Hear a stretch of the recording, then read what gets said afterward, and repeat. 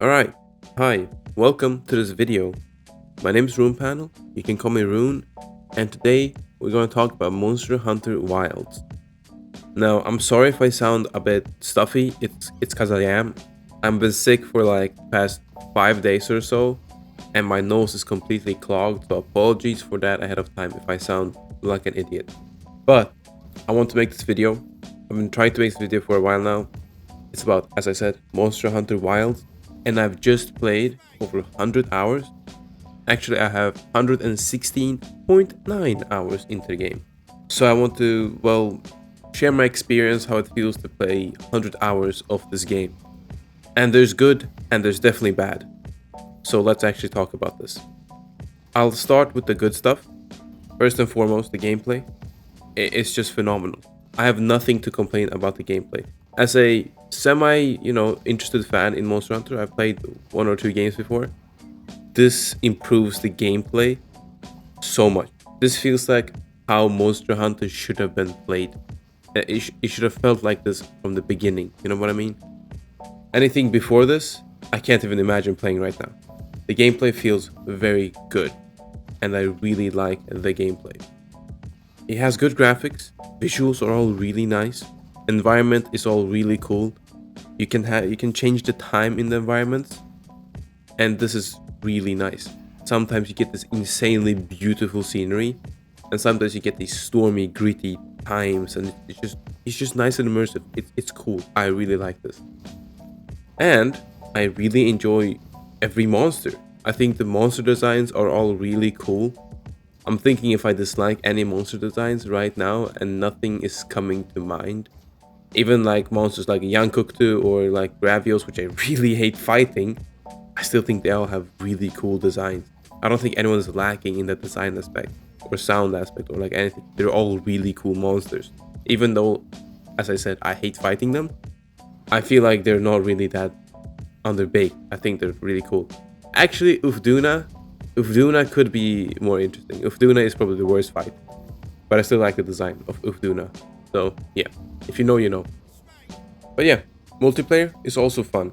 I played most of the game for the first like maybe 50 hours, just me, right? 50, 60, maybe 70 hours. I just played solo through the whole story and then into high rank grinding. I played it all by myself with my Palico. Now I heard the Palico is bugged, but let's not talk about that. So yeah, I played solo. Works fine, works really well. Some story missions give you some AI assistance. I'm pretty sure you can turn this off completely in the settings, but I'm not sure. I never did that, so I have nothing to really add on that part. But the co-op or multiplayer or whatever you want to call it, I played with 1 friend, 2 friends, 3 friends. Sometimes, I've had a full party. I've had a full party of randoms. It's always pretty damn fun. It's never like a bad time. You got a bit of connection issues here and there, but we'll talk about those in a bit. But in general, the actual gameplay, the core like loop mechanics, is just really fun to play with your friends. Especially when you're like comboing and someone gets the wound damage and then you get the wound damage too, and the combo just lets you get the enemy's tail. Like it's just like, it feels really smooth. Even though you're not really cooperating, it feels like you're cooperating and doing combos together and like, strategizing a combo, even though you're not, you're just attacking. But it makes you feel like your team working is really good. It's something like only Monster Hunter does, I feel like, and it does it really well. I don't know what it does, but it does whatever it does well. And we got some gear, right? Gear progression, pretty solid. There is definitely some grinding aspect, like the previous Monster Hunter games, which this is a grindy game. If you don't want to grind, this is not the game for you, because you will definitely have to grind in this game if you want the higher tiers of loot, or actually if you want any set of armor that you like or any weapon tree that you like, you will have to grind your way to get that, armor or weapon. That's just how it works. Yeah, you either have to farm a specific monster or several monsters for that gear or weapon, which can be grindy, sure, but since the core gameplay is so fun anyways, it doesn't really become a problem, at least in my eyes. So far, all the gameplay features are really solid. Like, there's nothing wrong with gameplay itself. I don't think I've encountered any bugs with the actual fighting or building, or like what I'm building, I mean crafting. But like, there's nothing wrong with the actual gameplay. That stuff is really, really solid. But this is where we're gonna go over to the bad part of the game. And that is this early few, well, I guess month of release, I suppose you can call it. And I'm recording this, okay? Pay attention. I'm recording this the 14th of March, okay? 2025 03 14. If there's an update out and they have fixed these things that I'm gonna talk about, well, great. Maybe they fixed them. If you're watching this tomorrow or in 2 days, yeah, these are probably still relevant. The game is really, really laggy, okay? It's got a lot of lag. Depending on your system, you can experience more or less lag, okay? The game crashes too, a lot. I didn't have any crashes actually for like the first, say, 70 hours of gameplay. I had no crashes at all. And then suddenly, I couldn't play a single quest. I would crash back to back to back. Like literally, I didn't know what to do. I crashed 3 times in like 10 minutes. And the only solution for me was to lower all my graphical settings to the lowest. You know, use AMD FSR. I have an AMD card, so I use AMD FSR. I use that on the like lowest performance setting. And then it worked, and I stopped crashing, at least, you know, after that. But I don't want to play on dookie settings. So I kicked them back up, and then it was fine, crashed, fine, crashed. You know, it doesn't really tell me why it crashes either. I think it's a graphical issue. That's what I'm suspecting, but I have no way of actually confirming that. Crashes are a thing, and lag is a thing too. Some areas will get really high FPS. I peak at like 110, 120 sometimes. Other times I can barely get 60. It's real bad. And again, I have to lower my settings. I don't really want to lower my settings. I hate when games are this poorly optimized that I have to lower my settings to even run a specific area versus not another area. It just shows that the game is poorly optimized. But again, it is what it is. And this performance issue, as far as I'm aware, is, you know, is relevant to everywhere. Streamers have it, YouTubers have it, my friends and me and other randoms on the internet have it. I mean, the game was mixed reviews. Is it still mixed reviews? Let me check. The game is still mixed reviews, partly because a lot of the downvotes are lag, crash related, can't launch the game, etc, etc. I have a pretty high, mid to high end here PC, so I can run the game pretty alright. As you can see, I'm still crashing, obviously. And then you have 2 things more involved with gameplay related stuff, which I think are a bit weird. We got the first thing called an environment link, or a link party. If you don't play the game, what a link party is that you can invite up to 3 other friends to link together, right? It's basically a party. You have a party, right? In this party, you can create something called an environment link, where you basically invite everyone to the same world as you. So you can explore the open world map, at least one of the 4 different ones, together. And it's the exact same monsters, the same resources. Well, you can still loot each resource yourself, but you know, you see the same things and you're in the same world. Now, why is this a bad feature? It's not a bad feature. It's just made really weird. The environment link only works in one of the 4 maps. You can't leave the map in an environment link, then you get kicked out. Even if you teleport out, you get kicked out. It's so easily to disband the environment link party that I don't see a reason for you to even be in the same party. Sure, maybe if you're fishing or looking for something specifically rare, like farming for an achievement, there might be a reason to do that. But besides that, the way you play multiplayer is that you create a quest and then someone joins you in the quest. Extremely easy. In this game, there is no point to really create an environment link and run around unless you just want to, be immersed. And sure, some people might want to do that. Kudos to you. But the core gameplay doesn't revolve around this. You being in one open world map is basically useless because the odds of you having to fight the next monster you need to farm or kill or wanna kill or capture or whatever, the odds of that is extremely low. And monsters have their specific locales they stick to. So unless you're going to farm one specific monster, over and over again, and you know there's like 2 or 3 of them, sure. But even then, if you're farming one specific monster, say a Balahara, you go to the first map, which is a desert map, the odds are that there's only one Balahara there, and once you kill him, it might take 10 minutes for him to respawn, 15. If you instead just go back to base camp and start another quest, or your friend has a quest around the Balahara, you can just instantly start that too and keep grinding. There's no reason for you to actually start a environment link, in my opinion. And I'm gonna be honest, it's also a bad feature because it's not a bad feature. I get why this is in the game. But if your friend, for example, is far behind in the story or is not at the same story quest as you cannot be in the same environment link. I understand this is for like spoilers and so that you can't spoil your friend or your friend can join you by accident and get spoiled. But it also like, why not just allow the boosting feature if there's a choice for that, just allow that to happen, It's the player's choice to maybe get spoiled or not, or to grind ahead. The game does hold your hand a lot in the story-wise too. You have to clear the whole story, basically, to even start playing the game. The story is basically the tutorial. Because some people have said it's easy, that the base story, the core game. I don't think that's an issue. The game gets way more interesting and a bit harder when you go into high rank, which is after the credits. So basically you play 10 hours and that's like a tutorial, give or take, and then you get into the actual game. It's kind of, I don't know. I don't think this is a good, design in general for gameplay. I would have preferred it differently.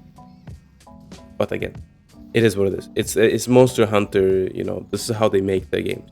And it's a bit shit, but it's also, you gotta think that Monster Hunter came from many years of creating Monster Hunter games for Nintendo consoles, like Nintendo DS and Wii and Switch. So Monster Hunter is actually just a really old Nintendo game, And it only recently got ported to PC with World, which is not that recent, but So yeah, they haven't really fleshed out the whole PC console gaming necessarily. But let's talk about the last point, and that we're running out of content. Well, at least I am. And I'm not running out of things to do in the game, but after say about 50-60 hours, I had already seen every single monster I could see, right? There were no more monsters to kill that were unknown to me. There's no new challenges. It was the same guys over and over again. And there's a difficulty system. Even if you see this one guy, he could have a very high ranking, so to say, and a high strength scale, aka he's bigger and tougher and stronger, right? He does more damage, basically one-shots you with some moves, etc, etc. And he has more health. It's like making an enemy tankier and you get a bit more reward. It's like a sponge mechanic. It's basically a sponge and damage increase mechanic on enemies. It doesn't really add new moves, I believe. Maybe you'll get to see 1 or 2 new moves. But again, it's not that different and it just becomes harder. So that when you have good gear, you can farm him better.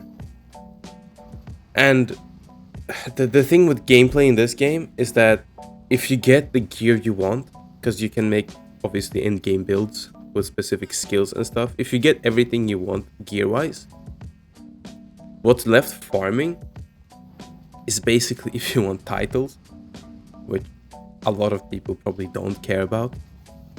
Achievements, which again, not many people also care about that. And yes, I know if you care about achievements, I get what achievements are cool and people do achievement farming. I'm not saying anything against that, but I'm saying maybe that's 10% of the people that play the game. That's what I mean, right? I don't think majority of people aim for a completionist run when they open any game, right? So there's people that don't really care about achievements either. And then there's also these things called crowns. So basically monsters have sizes, right? Small, medium, and big size. And you get a different crown for each size. So it's like a collection system, I guess, in game. You have like a journal and you can collect sizes. Well, if you want to collect the size on every monster and every crown, you can. This is a very tedious thing. This was a nightmare to do in World, I've heard, and people hated that mechanic in Monster Hunter World. This mechanic is a bit better in Monster Hunter Wilds, but yeah, I don't think a lot of people are going to be doing this. 100%ing all the crowns. So the gameplay kind of runs out there. You can always fish if you like the core mechanics. Just rinse and repeat. You can collect all the armors and all the weapons. But there's no real point unless you're just interested in the collecting part. The collectionist in you maybe wants to do that. But again, the gameplay doesn't get newer unless you really like the gameplay and you really burn for Monster Hunter, which I know a lot of people do. But again, if you look at like the player numbers have dwindled quite a lot. I know a week back or so, the peak was at 1.3 million players, and I would look daily and I would see that there's over 900,000 players in the game.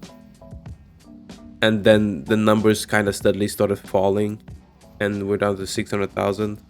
Right now, when I'm recording this, it's only 266,000 in the game. Now I know it doesn't really mean much. A lot of people also play on console. But I'm saying that some people are reaching this 100-hour mark. And I personally feel that there's not much else for me to do in the game right now. And this is an issue I heard that was in Monster Hunter World 2, that the game was, for one, poorly optimized, and two, lacked somewhat content. You could finish the game and then you would be done. So, with that being said, I want to conclude this real quick with a TLDR. The game is phenomenal. I think this is a fucking fantastic game. It's really fun. It's great. It's fun. It's great. Gameplay wise, I'm never bored when I'm playing it. Every time I fight a monster, I'm having a really good time. Trying any new weapon, it's super fun. Playing with friends or randoms, it's still fun. You always feel like a badass playing this game. But it has a lot of issues. Some mechanics are weird. I don't get why they're in the game. Performance is bad. The lag is bad. Optimization is bad. And the game crashes. And I'm not saying rarely. It's often. I could experience a crash every time I played the game nowadays. Nowadays, I mean, like, compared to a week ago, today I would crash. You know what I mean? And my performance is almost worse. I don't know if the game has a VRAM leak issue. I know it does on high resolution settings. I don't play on that, so I don't know if it has still a VRAM leakage. I don't know. It has issues, guys. That's all you need to know. If you want to play 100 hours of the game and enjoy it, I think that's a pretty fucking good deal still. But the game is priced at $70. It's a full price game. It's a hefty cost for some people. And I think unless you're a die-hard Monster Hunter fan, you should wait this game out. Although a lot of people have already bought it, and I'm sure a lot of people are really enjoying the game, I still would say wait this game out. Give it a month or two, half a year. Wait for the DLC to release, because when the DLC releases, it adds so much more content. Unless you're a die-hard fan, then I'd say go for it. If you're a fan of Monster Hunter, this is probably the best thing you'll ever play. 100%, I can guarantee that if you like Monster Hunter, this is the best thing you'll have ever played. But again, if you can afford it, if you want to afford it, etc. But guys, that's all from me. Let me know your opinions and thoughts in the comments. Have you played the game? Do you experience this maybe lack of content now? Maybe lag? What do you think about this? Performance issues? If you haven't gotten the game or you're gonna get it, let's chat in the comments. I want to see your opinions. I love hearing what other people have to say about the game and about what I say. Give me any feedback you want to. I'm all open for it. But thank you for listening to me ramble this video. I know it was a ranty video. I actually skipped having a script this time, so I just rambled on basically. So sorry if it was poorly made. But if it wasn't, hey, whatever. Hell yeah. Thank you for watching and listening, guys.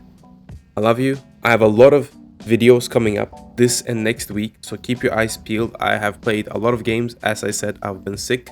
Expect videos. Keep an eye peeled. And I'll see you when I see you. Bye bye.